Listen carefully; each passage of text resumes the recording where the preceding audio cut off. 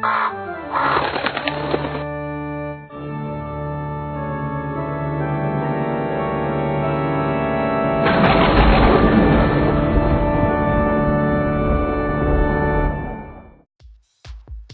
slow or fast, the vast masses of the undead are usually something you don't want more of. Well, not today. Strap on your brain-eating bibs and prepare to grow your horde, because this is Zombie Tsunami.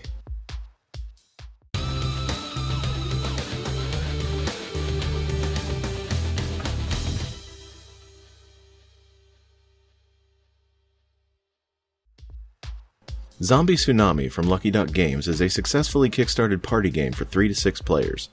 Players use their zombies to tear through the street board and grow their horde, helping and hurting other players in the process, with the ultimate goal of being the largest wave of zombies at the end. This review will focus on the final retail edition of the game. Zombie Tsunami started as a mobile game, where a player plays as zombies running through the streets, dodging bombs, destroying cars, and gathering more innocent bystanders to grow their horde until they get a high score. Elements like mecha, zombirds, and other crazy power-ups all add to the chaos of the growing wave of undead. A lot of these elements are present and well represented in the board game version, which takes the chaos of running through the street and splits it between multiple players vying for their own high score. Gameplay starts with the preparation of the street deck, starting with the round 1 cards and setting up the round 2 to 3 cards in such a way that large obstacles are not tackled too soon. There is always one extra card after the deck is set up, so this can provide some very minor variation to subsequent games, if this card is properly random. Players all take a set of 3 voting beads, 2 zombies to start, and a special bonus card.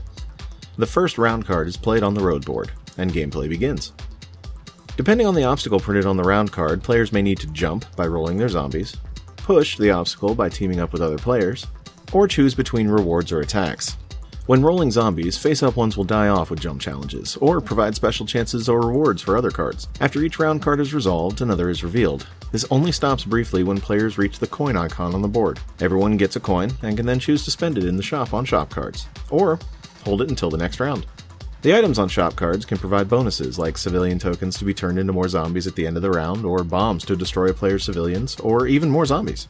Whenever players need to team up to push an obstacle, they choose a colored voting bead at random and reveal when every player is ready to do so. Players with matching colors count their zombies together to attempt the card's requirements. This leads to plenty of random and funny outcomes depending on who teams with who. The game manual actually encourages players to negotiate secret alliances or bluff about their bead. This may also help for rewards related to certain secret bonus cards. The secret bonus cards add some strategy to the events of the game, adding challenges like getting bombed by another player on purpose, or ending up in the smallest or largest team using the voting beads. Once per round, a player may reveal their secret bonus and claim its reward if the conditions are met. Specific cards are used depending on the size of the group, and are shuffled and redistributed each round, keeping players on their toes and reactions unique. Sometimes a shop card has an item that can flip a bonus card as well, allowing crafty players to claim their reward twice, or force another player to reveal their card without reward.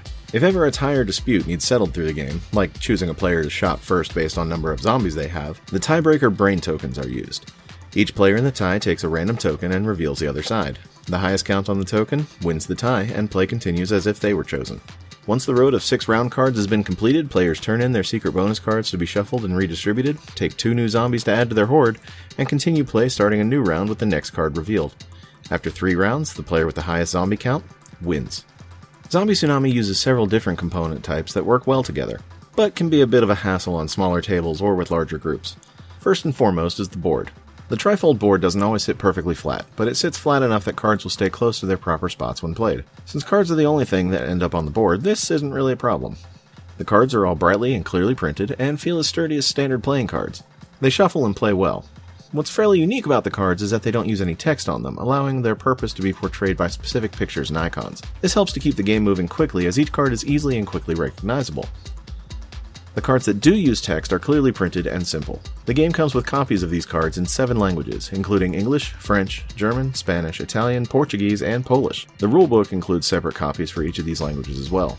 The cardboard tokens include civilians, coins for the shop, and the tiebreaker brain tokens. Though the civilians feature different artwork, they are all the same to the game. The voting beads are plastic and are sized well enough to easily hide in your hand for sneaky voting. The primary components in the game are the zombie dice. These small green wooden dice each have the face of a hungry zombie on one side. The faces seem to be simple heat transfer stickers, and even though zombies are known for fragile faces, losing the faces on these dice would severely hinder future plays. My copy has seen its fair share of play, and I haven't noticed anything yet, but the concern is there. With 72 zombie dice available, there's plenty for each player's collection. Being based on the mobile game, Zombie Tsunami pulls in a number of its random elements. The bonus cards reflect some of the wacky powers in the app. The board is the road the zombies run on. The round cards are the obstacles and challenges. Even the zombie dice faces look like the app icon. If you've played the mobile game, everything here will be recognizable and well represented. If you haven't played it, Zombie Tsunami will still be a standout, unique addition to any game night.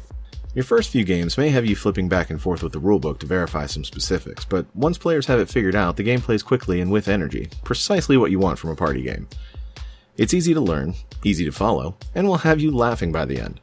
The voting mechanic helps to promote a cooperative aspect, while the shop cards promote just the opposite, ensuring each game is full of twists, turns, team-ups, and treachery as each player's zombie horde rolls down the road. An amazing thing with this game is that they included an expansion in the box. You can play with the base rules or add in the addition of the Zombirds, which add more strategy, more events, and even more zombie fun. The fact that this expansion is included is an amazing bonus, and the game still plays quickly when using it. One thing to note is that you want to be absolutely sure you're using the correct set of bonus cards for the number of players you have. Granted, this is a mistake I made by not reading the rules properly, but specific player count use specific bonus card sets. Besides the need to read about specific cards periodically and verify that certain effects were being played properly, every game of Zombie Tsunami has been full of laughter and fun. Zombie Tsunami gets an 8 out of 10. Thank you for watching The Raven's Nest. If you enjoyed this review, please be sure to like, comment, subscribe, and share, and don't forget to turn on notifications for the next review. Happy gaming!